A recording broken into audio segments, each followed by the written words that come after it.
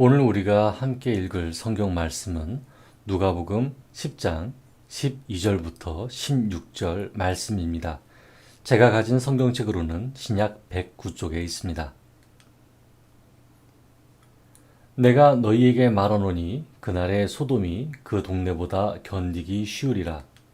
화 있을진저 고라시나 화 있을진저 베세다야, 너희에게 행한 모든 권능을 두로와 시돈에서 행하였더라면 그들이 벌써 베옷을 입고 재에 앉아 회개하였으리라. 심판 때에 두로와 시돈이 너희보다 견디기 쉬우리라. 가버나움아, 내가 하늘에까지 높아지겠느냐? 음부에까지 낮아지리라. 너희 말을 듣는 자는 곧 내 말을 듣는 것이요, 너희를 저버리는 자는 곧 나를 저버리는 것이요, 나를 저버리는 자는 나를 보내신 이를 저버리는 것이니라 하시니라. 아멘. 지난 시간 우리는 예수님께 파송받은 70명의 제자 이야기를 들었습니다. 70명의 제자들은 전대나 배낭 그리고 신발 여분을 가지고 가지 않았죠. 그리고 각 지역을 돌아다니면서 하나님 나라가 너에게 임하였다라는 소식을 전했습니다. 오늘은 그 제자들이 여러 마을을 돌아다니면서 환대를 받기도 하지만 환대받지 않았을 때의 이야기를 조금 전해드리고자 합니다. 예수님께서는 제자들이 돌아다닐 때 제자들을 받아들일 마을과 받아들이지 않을 마을이 있다는 것을 미리 아셨습니다. 실제로 제자들이 돌아다니면서 여러 마을을 돌아다녔을 때 어떤 마을은 제자들을 환영했지만 어떤 마을은 제자들을 내쫓고 말씀을 전하지 못하게, 그리고 병 고치지 못하게 하고 쫓아냈습니다. 예수님께서는 누가복음 10장 10절부터 11절에 이렇게 말씀하셨죠. 현대인의 성경으로 읽어보겠습니다.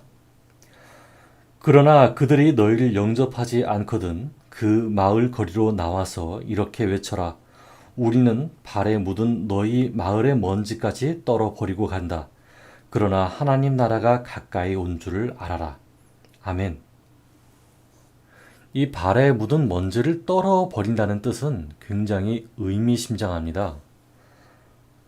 이 뜻이 있는데요. 제가 한번 읽어보겠습니다. 나는 너희에게 분명히 복음을 받아들일 기회를 주었다. 그러나 너희가 받아들이지 않았다. 그러니 이 모든 일에 대한 결과는 내가 아닌 너희에게 책임이 있다. 라는 뜻입니다. 이런 마을이 한 마을만 있었던 것이 아니라 세 가지의 마을이 있었습니다. 오늘 저는 이 세 마을이 왜 예수님의 제자들을 내쫓았는지, 그리고 예수님은 이 마을에 대해서 어떻게 생각하시는지 함께 살펴보면서 하나님이 오늘 우리에게 주시는 은혜를 나누고자 합니다. 12절을 함께 읽어보겠습니다. 시작. 내가 너희에게 말하노니 그날의 소돔이 그 동네보다 견디기 쉬우리라. 아멘. 예수님께서는 그날이 올 것이라고 말씀하셨습니다. 예수님이 말씀하신 그날은 일반적인 사람이 견디기 힘든, 받아들이기 힘든 날입니다. 과거 소돔이라는 도시에는 사람의 의지로 견디지 못할 것들, 그러니까 사람의 의지로 받아들이지 못할 것들이 일어나곤 했습니다. 불과 유황이 떨어지며 재난이 일어난 것이었죠. 오늘날로 말하자면 예상치 못한 자연재해와 같습니다. 단 일반적인 자연재해와는 다르게 이 소돔과 고모라가 받았던 재해는 하나님께서 내리신 재해입니다. 전 시간에 율법을 받은 적 없는 이방인들은 그들의 양심이 율법이 되어 그들을 심판한다 하였습니다. 같은 예로 소돔 사람들은 그들의 양심이 율법이 되었지만 그들은 그 양심까지 버렸습니다. 그들이 양심을 버렸고 악행을 즐겼으므로 하나님이 형벌로 주신 날이었습니다. 제자들을 받아들이지 않던 마을들은 그와 같다고 예수님께서는 말씀하셨죠.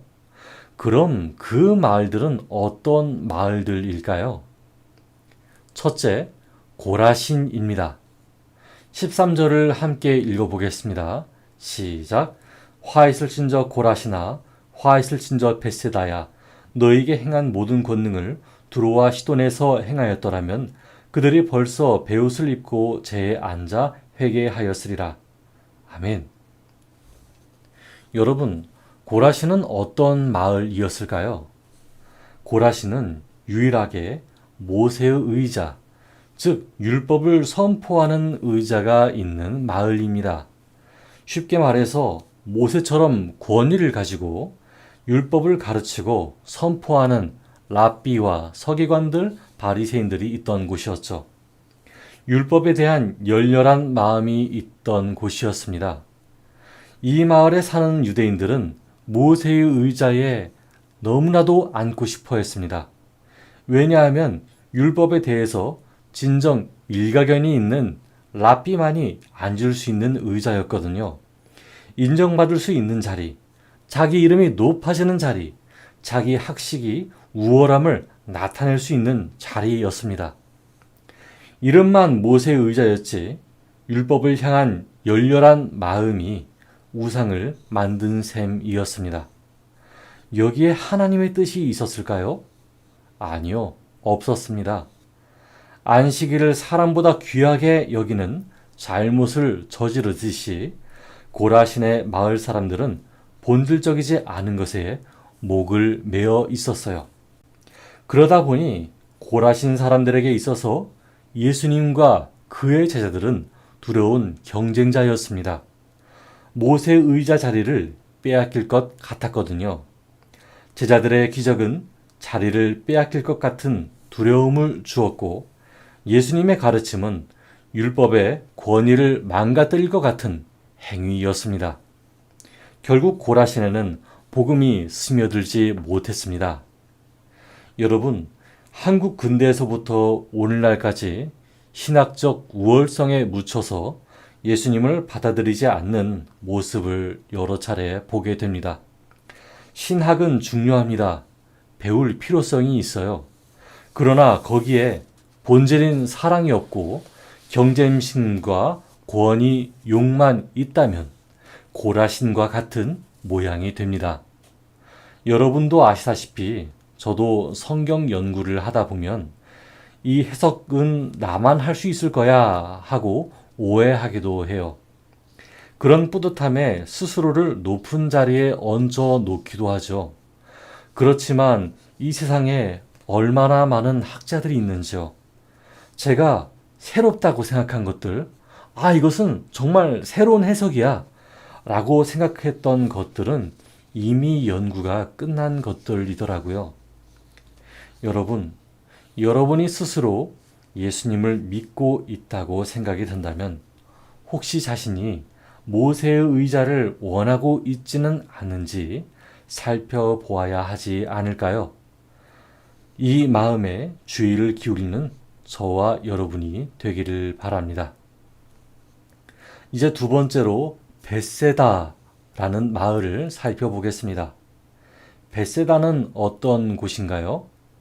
벳세다는 어부의 집이라 부를 정도로 어업이 활발하게 있었던 곳입니다. 베드로와 야고보, 요한의 집이 있었던 곳이죠. 또한 로마 황제 숭배를 위해서 받쳐졌던 건물도 발견됩니다.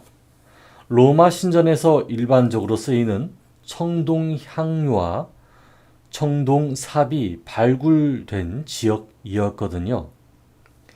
이 마을에서 예수님께서는 제자들을 부르셨고 오병이어 기적을 베푸셨고 소경의 눈을 뜨게 하는 기적을 보여주셨습니다. 그렇지만 벳세다 사람들은 예수님과 그의 제자들을 받아들이지 못했습니다. 어쩌면 이들은 로마 황제를 숭배하는 신전의 영향을 받지 않았을까요? 강압적 숭배 권유를 받다 보니 여기에 대항하는 열신당원들이 생겨났습니다. 이 때문에 예수님조차 로마 황제의 권세를 나타내야 한다는 것을 요구했을지 모릅니다. 예수님, 로마 황제의 권위가 엄청나게 세던데 예수님께서도 그런 권세를 보여주시면 안 될까요?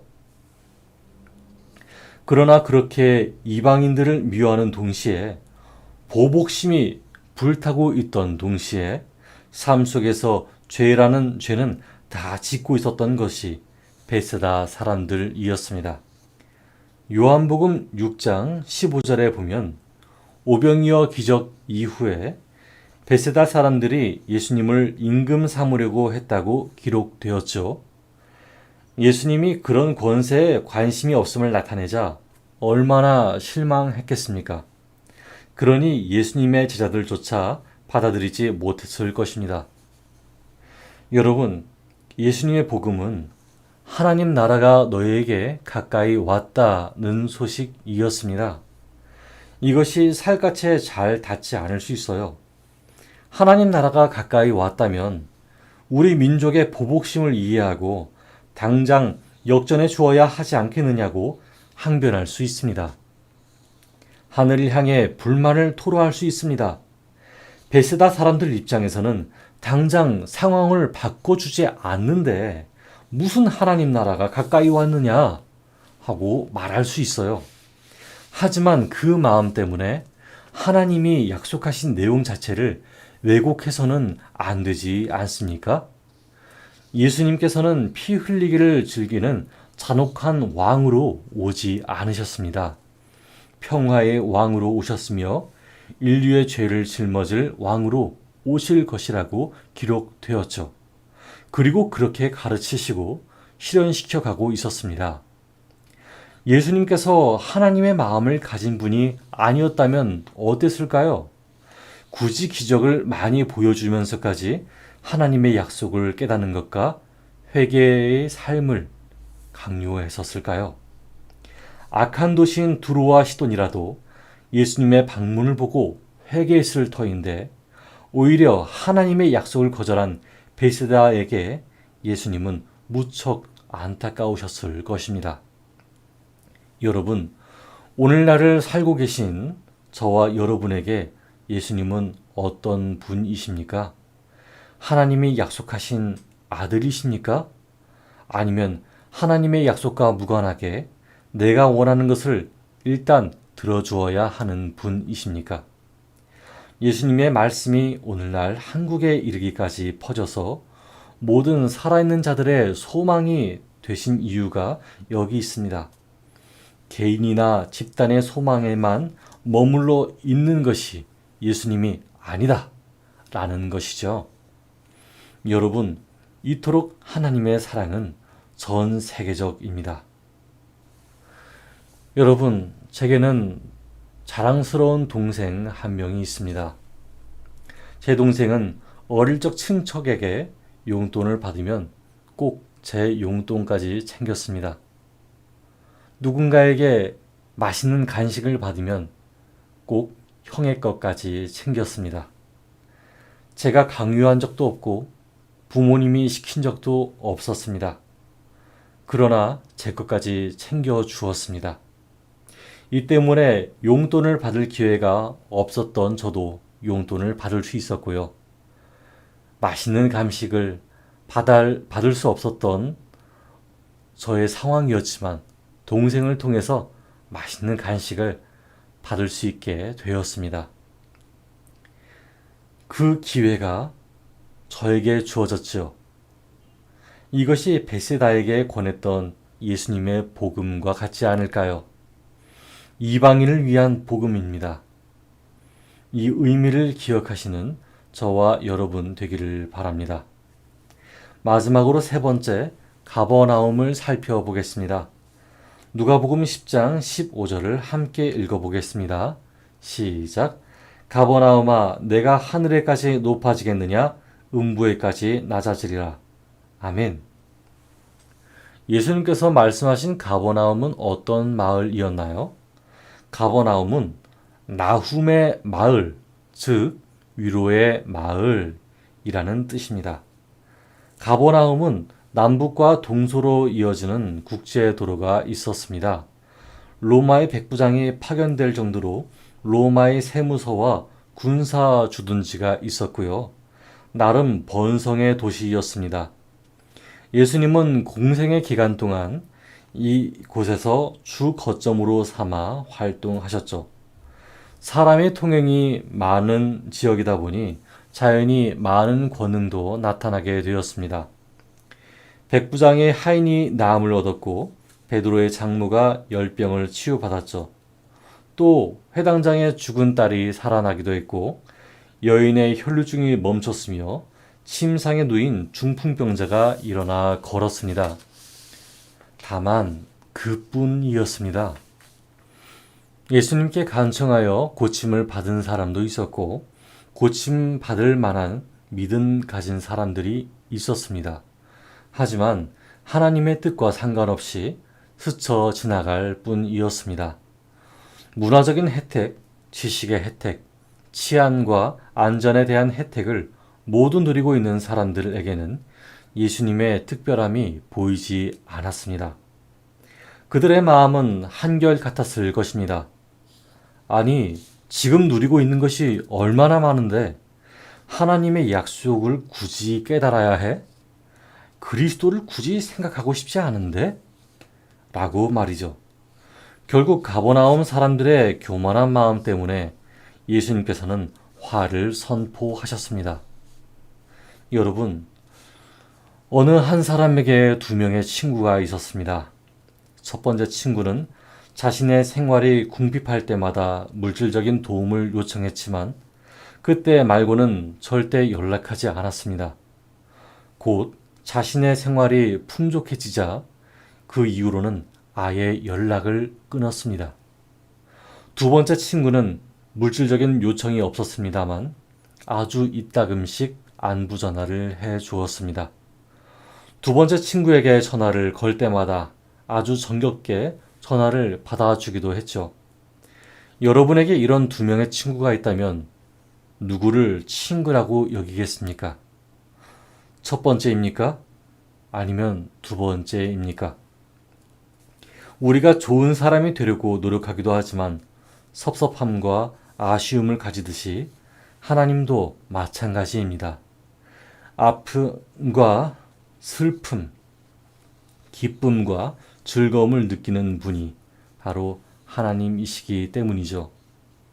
다만 우리의 현재 모습이 고라신이든지 베세다이든지 가버나움이든지 하나님께서는 우리 일생 동안 꾸준히 그 사랑을 전하시고 있는 중입니다. 다만 우리의 마지막 날을 알 수 없습니다. 다시 말해 꾸준한 사랑도 언젠가 마지막이 될지 모릅니다. 여러분께서는 저를 통해 예수님의 말씀을 전해 듣고 있습니다. 만일 저를 통해 듣지 않고 다른 사람을 통해서 복음을 들어도 마찬가지입니다. 아예 하나님을 모르는 사람들이 있다 하더라도 하나님은 그들의 양심을 통해서 말씀하고 계십니다. 하나님 나라가 가까이 왔으니 회개하고 온 세상을 구원하기 위해 예수님을 보내주신 하나님을 믿으라고요. 그러나 기억하시길 바랍니다. 이 말씀을 듣는다고 해서 다른 사람이 겪는 고난이 아예 없어지는 것이 아닙니다. 우리는 어쩌면 고라신 사람 중 한 사람일 수 있고 베세다 사람 중 한 사람일 수도 있습니다. 심지어 가버나움 사람 중 한 사람일 수 있습니다. 그렇기 때문에 예수님께서 언급하신 그날을 함께 겪을 수도 있다는 말이죠.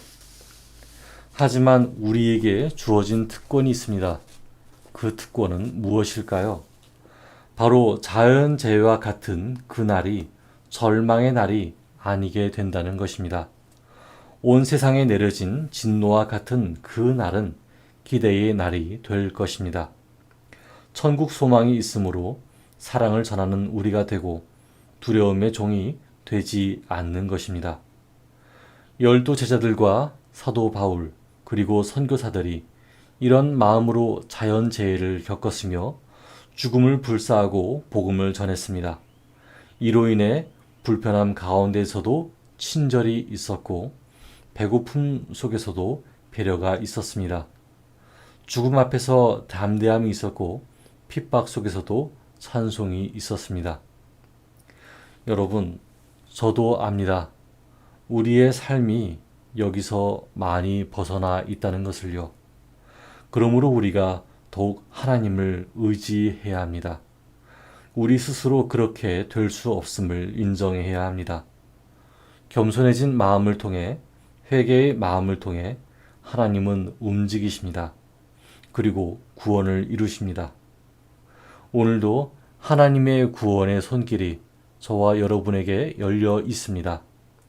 오늘날 우리의 삶이 때로 고라신일지라도 또는 베세다 또는 가버나움일지라도 말입니다. 오늘 하루도 우리를 향하신 하나님의 마음을 인정하며 모든 생활 속에서 하나님을 느끼며 살아가는 저와 여러분 되기를 바랍니다. 함께 기도하겠습니다. 하나님, 저희가 하나님의 말씀을 들었습니다. 누가복음 10장 말씀을 통해 오늘날 저희 삶을 돌아보게 됩니다. 하나님, 저희들의 마음은 인정욕구에 목말라 있는 고라신과 같습니다. 때로는 보복심에 취해서 하나님의 뜻을 잊어버리는 베세다와 같습니다. 또 때로는 오락이나 유흥, 물질적인 풍요 때문에 하나님을 잊어버린 가버나움 같습니다. 하나님, 저희가 우리의 죄를 자백합니다. 저희의 어리석음을 용서하여 주시옵소서. 이제는 생각을 바꾸고 하나님의 뜻에 맞춰가기를 원합니다. 연약한 의지와 연약한 마음을 드립니다. 하나님께서 저희들을 구원하시고 이 현실을 이겨낼 의지를 주시옵소서. 또한 이 현실을 감당하는 짐이 너무나 무겁습니다. 저희가 현실의 짐에 깔려 하나님을 볼 수 없게 될까봐 염려도 합니다. 저희들을 안전하게 지켜주시옵소서. 그리함으로 하나님의 손길을 더 가까이 느낄 수 있게 하여 주시옵소서. 예수 그리스도 이름으로 기도드렸습니다. 아멘.